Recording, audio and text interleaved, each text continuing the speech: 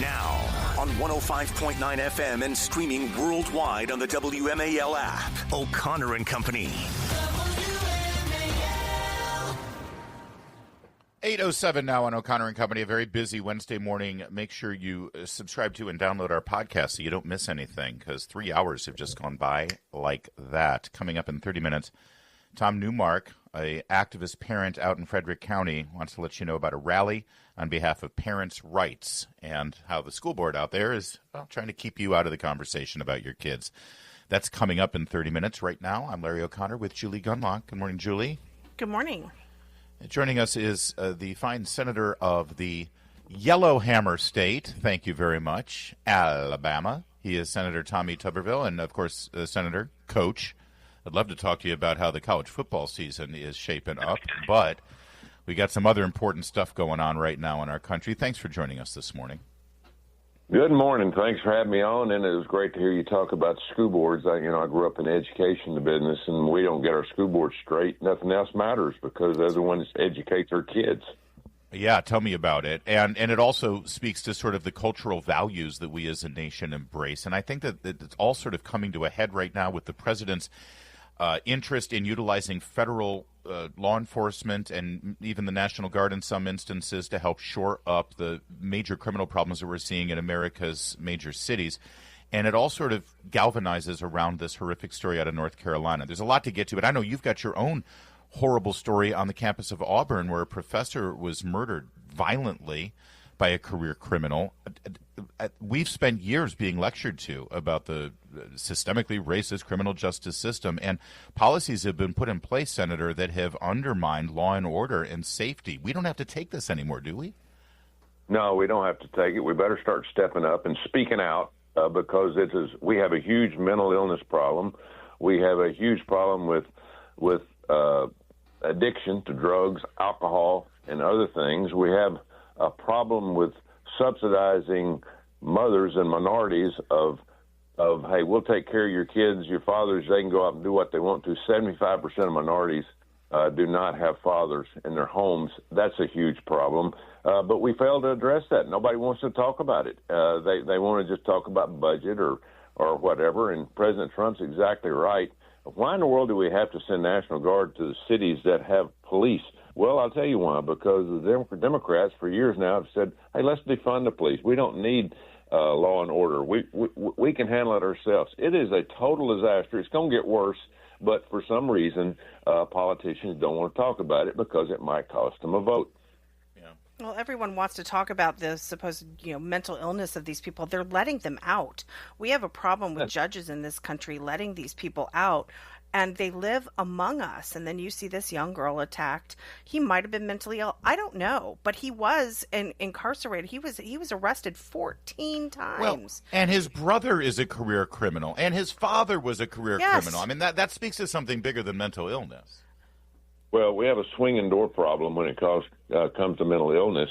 There is no really policy of how to treat mental illness. Now, we do have a few things that of course, we have psychologists that work with mental ill folks. But folks, we have a huge problem, and the problem in most states, including up here in Washington D.C., is if you're mentally ill, you're on the streets, you're homeless. Then you do something wrong, you're brought in by the police, you're put in jail for a few days, then they can't afford to keep you there, so they turn you back out on the streets. So we continue this revolving door of not addressing the problem, and it's going to get worse. It's not going to get better, and it's just unfortunate now that we're passing these laws where, marijuana is legal in states.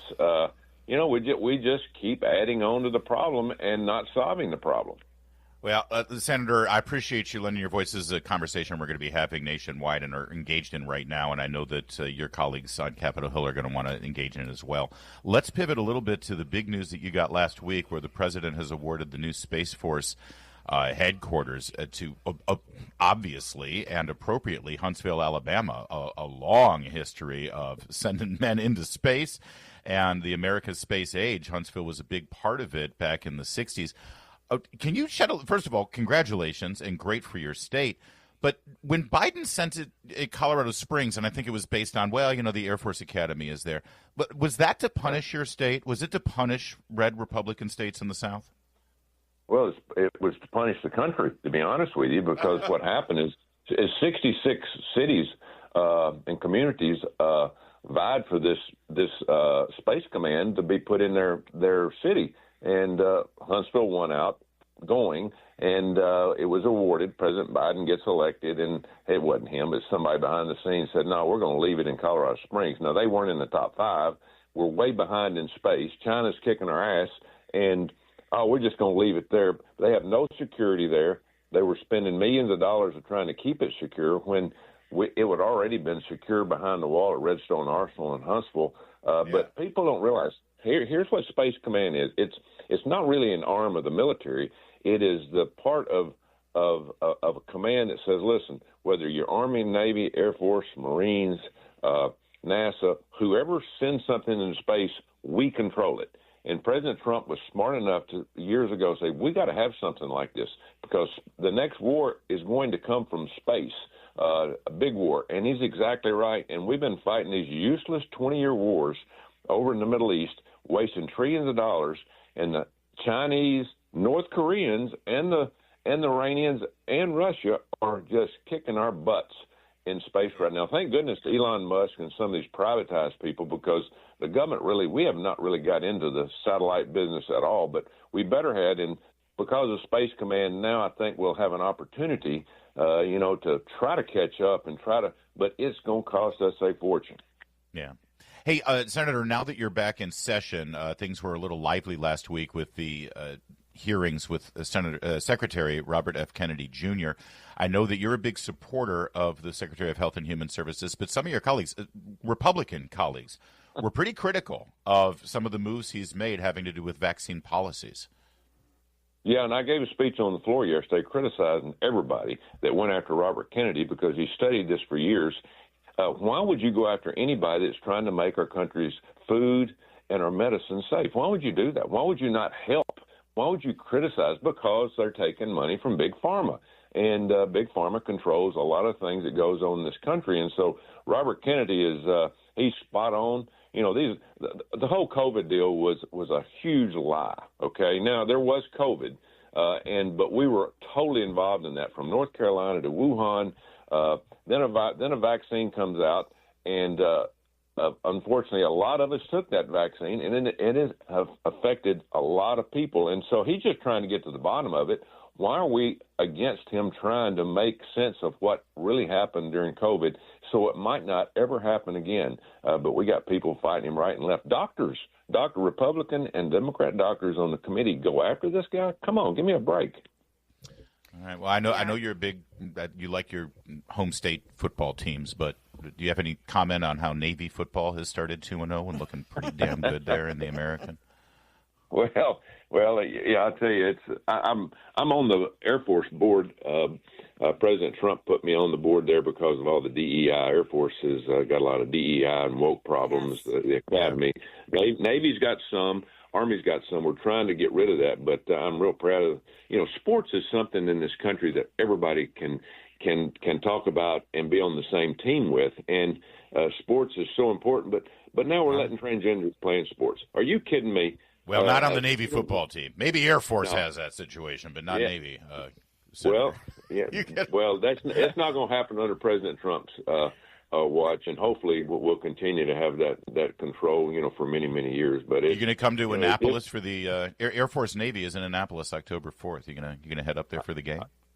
I will be there. I go to the Army Navy game, and again, Troy Calhoun is a good friend of mine, the head coach at the Air Force. Been there for a long, long time.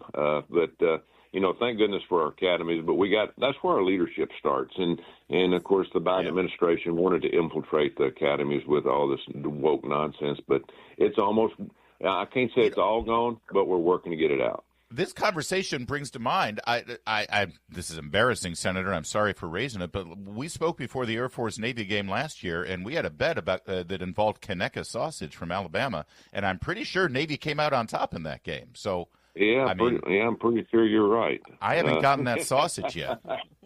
Yeah, I need to work. I've been looking for your address. You have to keep that stuff frozen. You can't send it in the mail.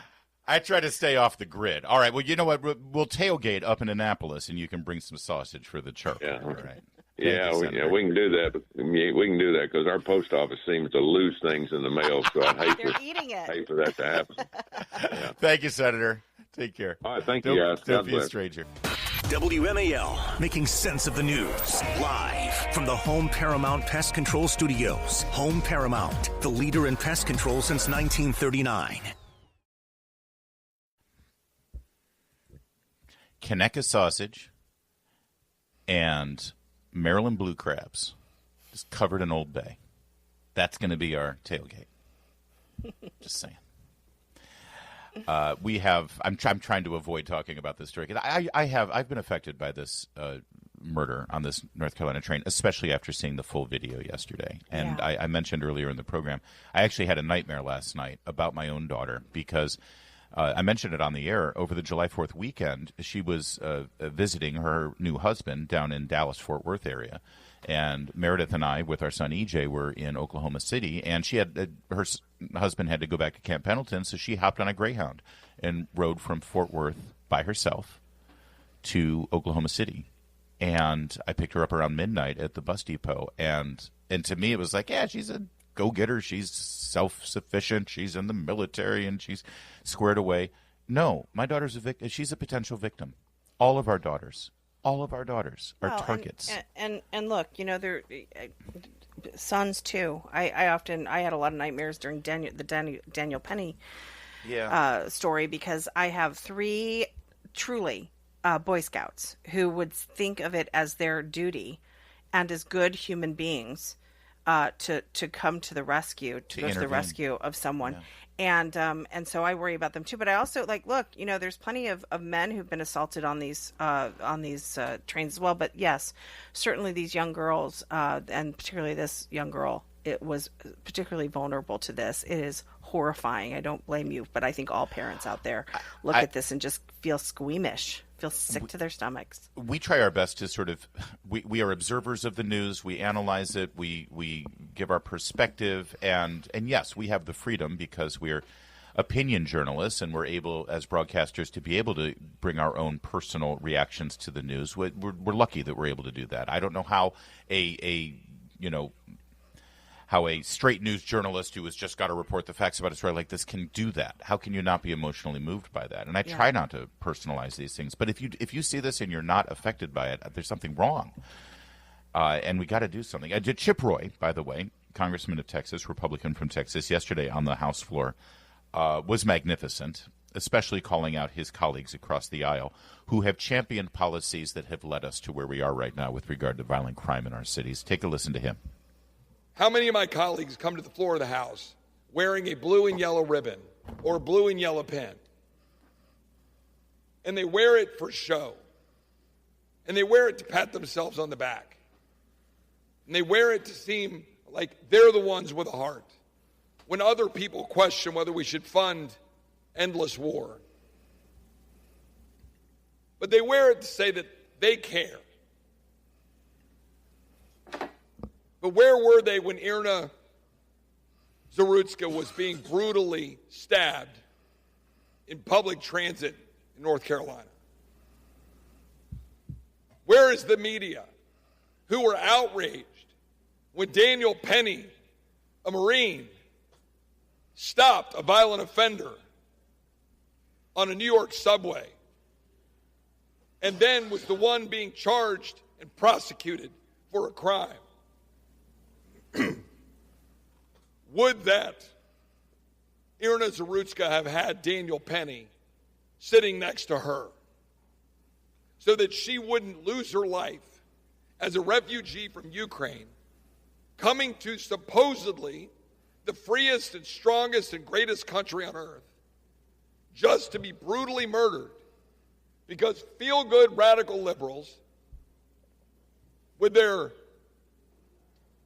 jailbreak, let all the criminals out, open borders, take money from George Soros, DAs and judges putting these criminals on the streets, to have a guy who was a 14-time offender, 14-time offender, sitting behind this beautiful girl and just stabs her to death on a train car. Where is all the wailing and the gnashing of teeth from my colleagues on the other side of the aisle? Where are their blue and yellow ribbons today? All of the sanctimonious preaching sure is silent. Couldn't have said it better myself. Congressman Chip Roy of Texas. Coming up, we're going to talk to Tom Neumark. He's a parental rights advocate, and there is a rally in Frederick, Maryland today, I believe. So he's going to tell us all about it. Keep it here. It's 8:30.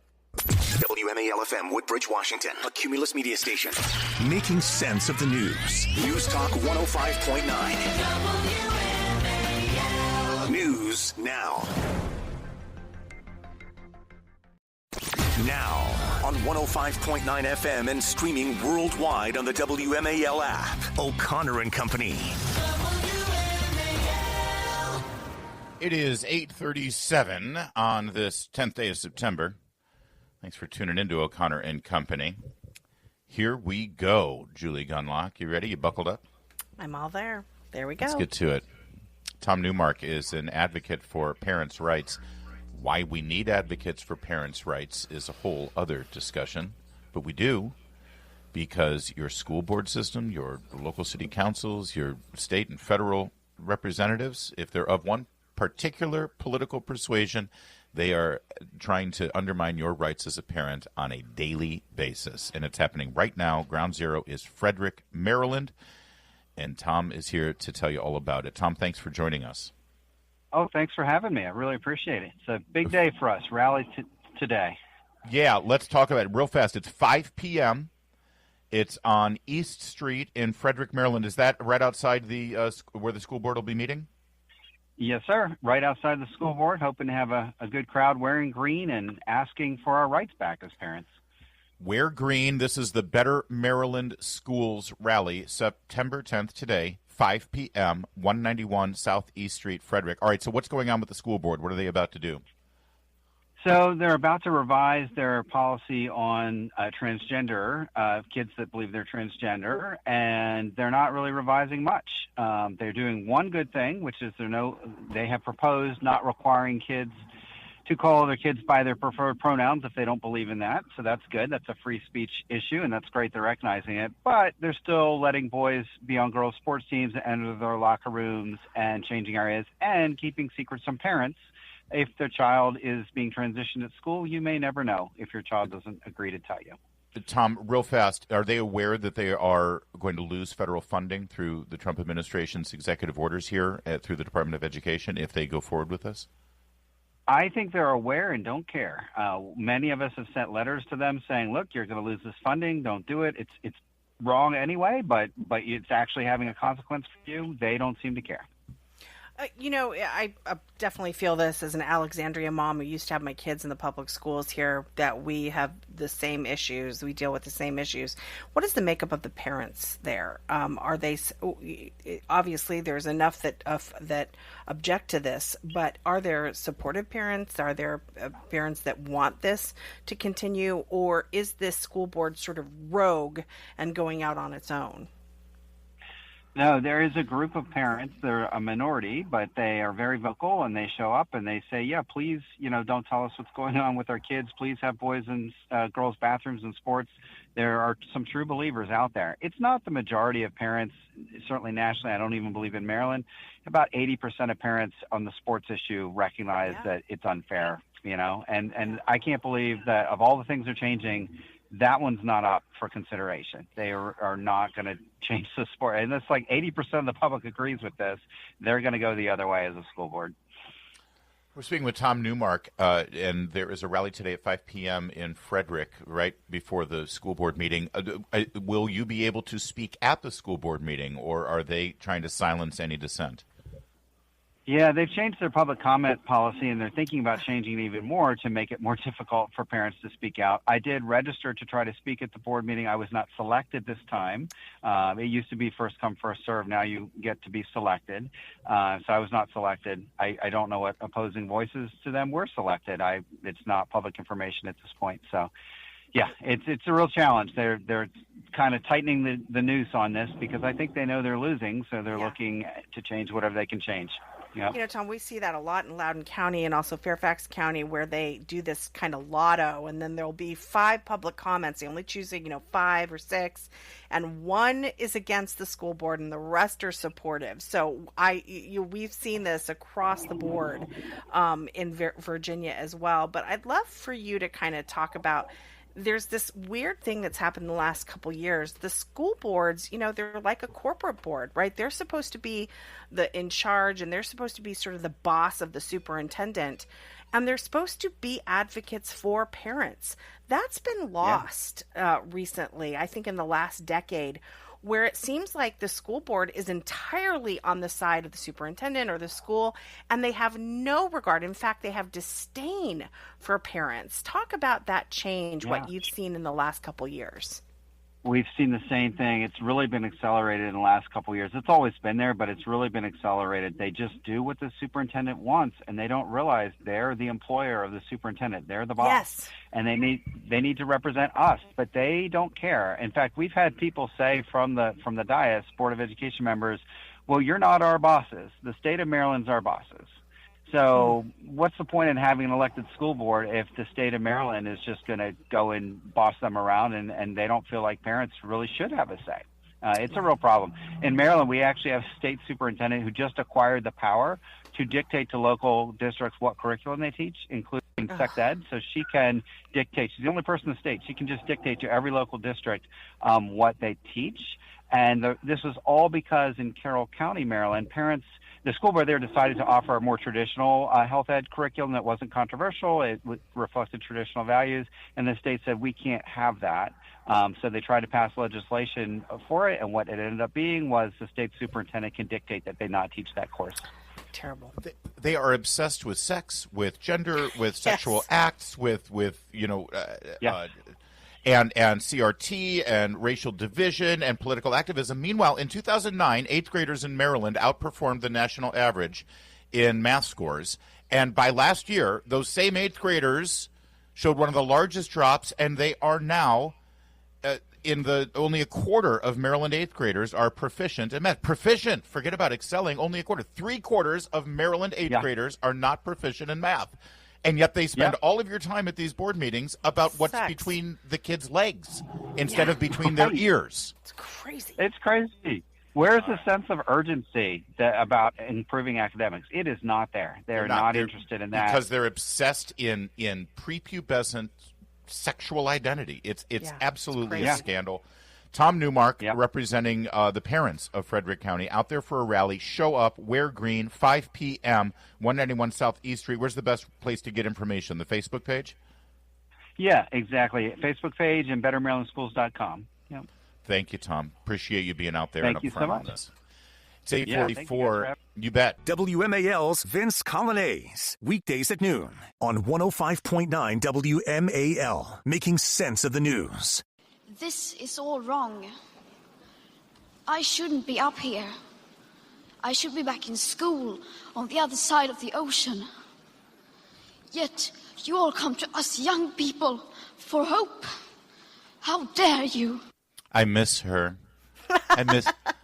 I miss that Greta Thunberg, Just all full of the angry child. Yes, lecturing us sanctimoniously about such quaint things like, the temperature of the planet and the weather, now she's gotten in her old age now. What is she, a ripe 22 years old, I believe? She is nearing 30, I think. Yeah.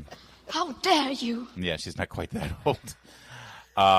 She is now all in for the terrorists, the bloodthirsty, mass-murdering, anti-Semitic, Jew-hating terrorists. Well, You know, how is she different from any other liberal, Larry? None at all. There's just, you scratch an environmental wacko just a little bit below the surface, and you get the full Monty. We have 1,200 Hollywood stars who are all environmentalists, who all identify as like, hey, while they get on their private jets, who now will not work with Jews. These people are all the same. Boy, they better tell the. They're going to get a rude awakening when Steven Spielberg or David Geffen offers them a part, but sure. How dare you?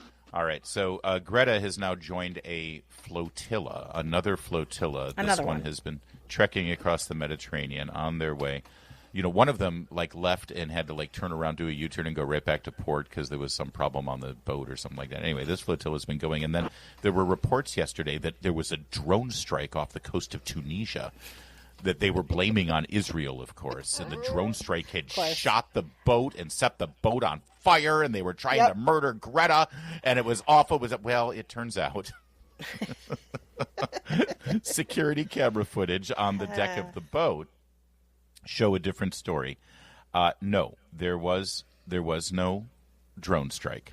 Apparently, somebody misfired a flare gun and set their own boat on fire. Yep. In the middle of the flotilla. Tunisia has denied that anything came from the land and hit the boat. So they're thinking it was a self-inflicted wound. Yep. And now, of course, Greta is, looking to be all dramatic and saying, nobody cares about you, Greta. Your stupid little flotilla. Nobody We do like cares. to laugh at her. We do like to laugh at her and pity her. But yes, the fact of the matter is the boat did catch on fire. They did have a disaster at sea. It upended, at least for now, this flotilla to help the terrorists and to defy the people of Israel trying to defend themselves. But apparently they were not the victims of a military strike. They were victims of their own stupidity. How dare you? It's 8:52.